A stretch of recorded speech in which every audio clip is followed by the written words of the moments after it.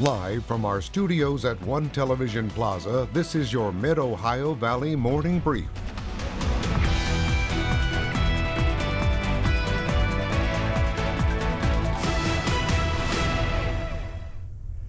Good morning, Mid-Ohio Valley, and thanks for joining us today for your morning brief. I'm Emma Grace Myers. And I'm Henry Grof. Hopefully everybody had a decent weekend besides those storms and also the time change yesterday. Yeah, you know, I definitely am feeling, I woke up, I guess, later than normal, and I was very confused, and then I'm still tired today. I think I need an extra 4 hours of sleep to make up for it. I think I need that extra 4 hours of sleep as well, because I was jolted up when I woke up Sunday morning. I looked at my phone and it said 8 a.m. and I'm like, whoa. I need to get up a little bit earlier than that. And because of the daylight, because yesterday 8 a.m. was technically supposed to be 7 a.m. if we didn't have that time change. So that's why everybody's going to feel so tired this morning, because you're not seeing that much sunshine until later in the morning now. Yeah, I know. When I was ready to go to bed last night, even though I have blackout curtains, I was like, why is it still kind of bright in here? Because it slips through the cracks, because I paid $20 for them, so they're not very nice. And I was like, oh, it's kind of bright. And I was like, oh. Well, at least there'll be some good news. So later sunset for everybody that goes to bed at a normal time. We'll get to enjoy it. And then for the end of the week, Friday, should be able to enjoy that as well. So we're going to keep an eye on that, and also some warmer weather. We'll be seeing temperatures back into those 70s, but we do have that threat of severe weather that's going to be returning on Wednesday. That threat for scattered damaging winds, isolated tornado and hail threat will be around in the afternoon and evening, so we'll continue to keep you up to date on that as we move through the first half of the week. But for today, starting off chilly with those upper 30s to low 40s, but by the time we get to around the lunchtime hours, should be able to hit the 60-degree mark and then into the low 70s later on this afternoon. But take a look at the first half of the week. We have a few showers around on Tuesday, and then those storms moving in on Wednesday. So get outside this afternoon if you're able to, but I'll have more details on that thunderstorm threat in your full forecast in just a little bit. But let's take a look at some of the headlines from over the weekend, Emma Grace. Yeah, we're going to start off with the Classic Plastic Toys Expo. It's a bit of a tongue twister that I struggled with a couple times this morning, because they returned to the Parkersburg Art Center this past weekend, bringing over 70 tables for the event. According to Becky Farrell with Classic Plastics Toy Store, some of the items at the expo include new vintage toys, pop culture items, Funko Pops, and just about anything nerdy. Farrell says based on prior years, the event can have 800 to 1,000 people attending. Farrell and vendor Connor Walker says it's a cool opportunity for those who enjoy collectibles and other pop culture items, since there isn't many that come around the Mid-Ohio Valley. We don't have a lot here, so it's good a lot, and in order to find it, you have to go a couple hours away. So we try to bring it here to a smaller town. Because it's a great community, you get to see a lot of the local people that love this kind of stuff, who probably don't want to bring it up a lot, but also you get to know everyone, kind of bring the community together with it. Farrell adds she has seen people of all ages, from toddlers to seniors, that came through the door to see what there was to offer. I do have to admit, I do a little bit of collecting, mainly Lego sports cars, and I'm almost done with the F1 set. I'm just missing two cars. Two cars, that's it? Yeah, I'm missing Alpine and Aston Martin. I'm not really I have a lot of books, but I'm not really a collector, I would say. Yeah, I mean, you collect books, so would that count? I don't know. Because I collect music, I collect records, you do so have all your vinyls. That's a collection, and then I guess the Legos are a collection. So I would consider books. Yeah. as a collection. I guess I do have a lot of Legos too, because I have a lot of the Lego botanicals, so like the plants. Those are pretty cool sets. Yeah, I'm glad they make those. I have some flowers, and I have like the whole succulent set, and then I got You collected the set, so it is collection. there we go. I also got the new, like, I think it's called like the lovebird set. It has like the 2 birds on a tree. It's very cute. I still Those haven't are built that fascinating sets. Well, let's move on to our next story. So drivers from the Ohio Valley Speedway were at the Grand Central Mall this past weekend, getting fans excited for the upcoming race season. According to 2-time points champion at the Ohio Valley Speedway, Brandon Francis, this event is good for the sport, allowing fans to see the cars and talk to the drivers. Francis says it's also nice for the drivers as they get to show off their cars. Driver Carson Burdett says he hopes to get a lot of wins this upcoming season. It's nice to put the cars in here because the sponsors and stuff get the recognition for the cars and all that. We also, it's nice because we put a lot of work on the bodies and all that stuff, so it's nice to just show them off in the mall. I like seeing all the drivers out here. My goal is about 15 wins. Francis adds his goal this year is to win some money races and potentially become the Skyline Speedway's track champion. You know, logically, I know that the younger kids drive like go-karts, but it's in my head the first time I saw that younger kid, I was like, who is letting him drive a car? And then my brain was like, he's definitely just driving like a go-kart, not a real race car. But those cars are still really tough to handle sometimes, especially in the dirt. I heard dirt racing is very difficult. I cannot imagine. I was, anytime I did go, honestly, if you put me in a go-kart now, I would just try to cut people off. I'm a mean driver in a go-kart. So I don't think anyone would let me on an actual track. Yes, incredibly aggressive. I'm into winning. If everyone else fails, then I'm the winner. I need to try, I do some iRacing sometimes, and I feel like I need to try to be at least a little bit more aggressive in the game, but I feel like if I get too aggressive, I'm going to start sending people off the track and then getting banned from the service. Oh, I guess you could get banned. I was going to say, that sounds like a good idea. They can't finish the race if they're not on the track. Yeah, if you don't want to finish the race because you got kicked out for kicking too many people off the track. Basically, don't let Henry and I behind the wheel of a race car. But let's move on to our last story. Newport EMS did a recruiting event on Saturday. The newly formed department is trying to gear up to provide coverage for the town. Justin Tidd with Newport EMS says the EMS service was reestablished in November of 2025 after shutting down for 2 years. The fire and EMS service was shut down back in 2023. Tidd says the station isn't giving EMS coverage at the moment, but they hope to provide coverage to Newport by the end of March. Tidd adds the purpose of having a recruitment event is to get people to join to help out the surrounding community.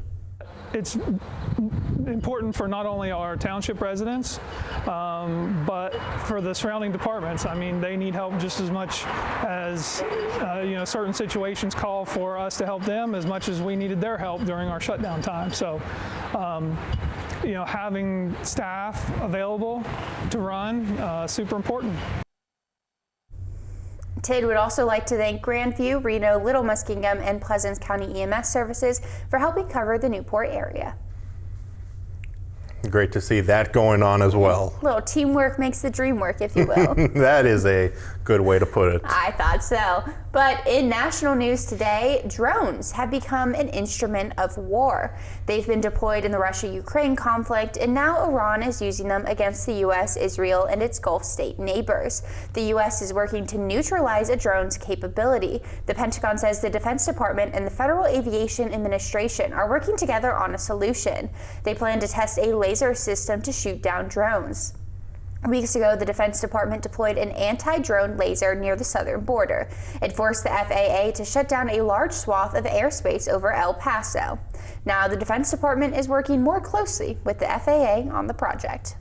Interesting. I forget that drones aren't just like the silly things that people use to like film aerial views. or that kids use. Like they're actually like real things. Yep. You know.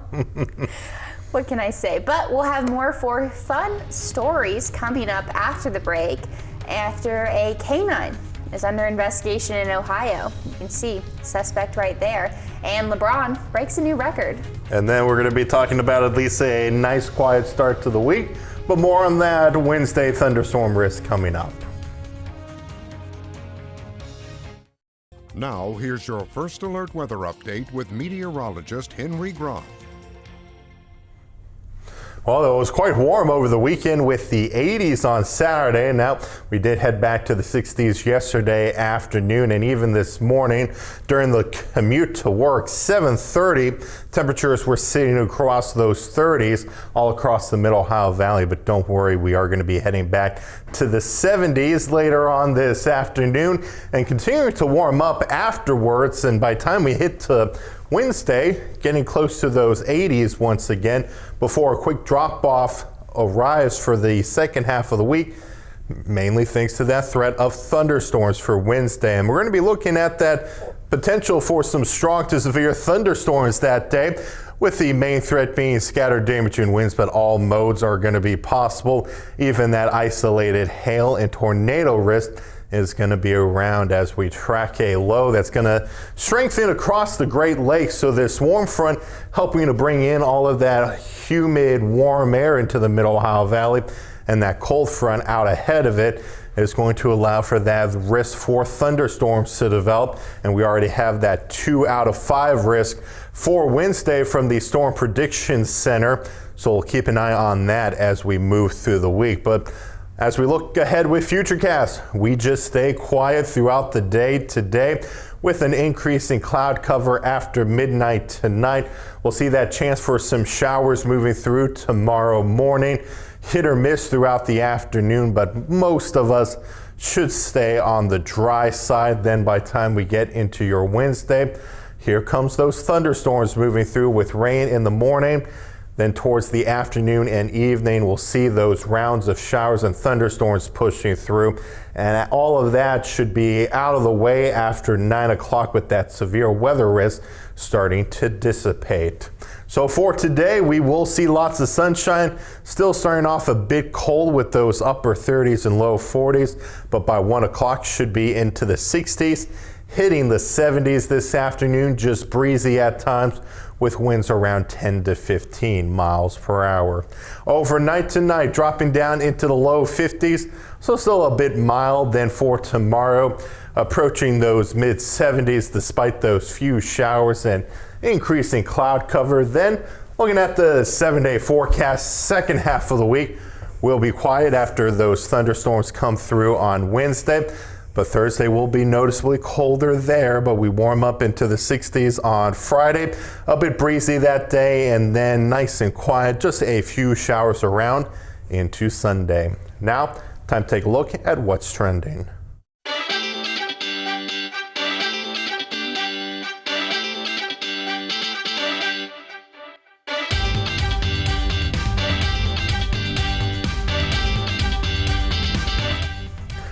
Well, what fun stories do we have this morning? It's actually quite a serious story. Very serious. To start us off, because one canine deputy from Ohio is in the doghouse. Moby with the Lucas County Sheriff's Office is accused of the gruesome shredding of a lamb toy. The tongue-in-cheek investigation led to Moby being the top suspect, largely because, according to the authorities, there were, quote, zero signs of forced entry. Officers described the scene as disturbing, with stuffed beans scattered all around the floor.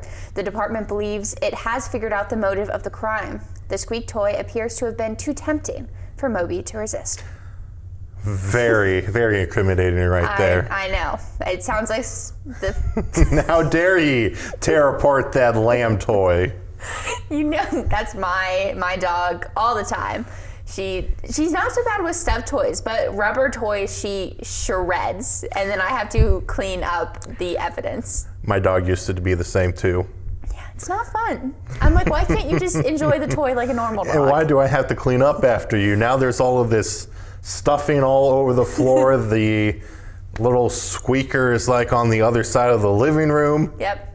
And you don't want to vacuum it up because then I've made the mistake. It can't break your vacuum. Nope. So you got to have on my hands and knees, like picking up little pieces of rubber. Well, let's move on to our next story. So LeBron James now holds yet another NBA record. It's for scoring the most field goals. Those are 2 or 3 point shots that aren't free throws. He has 15,838 to his name after Thursday night's game against the Denver Nuggets. That beats the record Kareem Abdul-Jabbar used to hold. It's a lot of points. Lots and lots of points. Yeah. Woo.